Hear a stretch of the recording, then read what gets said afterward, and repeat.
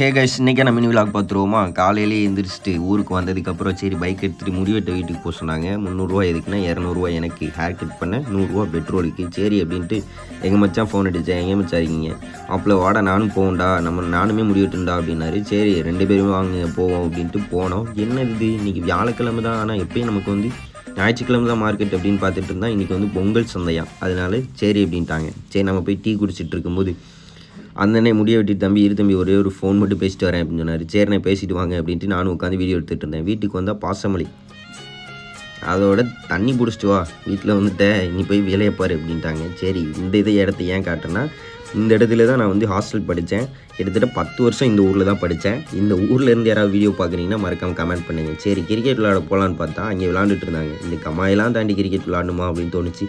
சரி அப்படின்ட்டு விளையாட்டு தான் ஆகணும், வேறு வழி இல்லை அப்படின்ட்டு போனால் கரெக்டாக 2 மணிக்கு தான் நாங்கள் முடித்தோம். வீட்டில் கேஸ் இல்லைன்ட்டாங்க. சரி அப்படியே கேஸ் வாங்குறதுக்கு போகலான்னு பார்த்தா அக்கா வேறு டீ குடிச்சிட்டு போனாலே போகணும் அப்படின்ட்டாங்க. வீட்டுக்கு வந்தால் மீன்.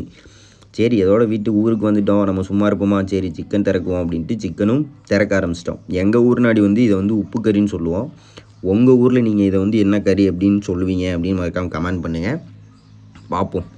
இன்றைக்கான வீடியோ அவ்வளோதான். இன்னொரு வீடியோவில் சந்திக்கலாம். Bye bye.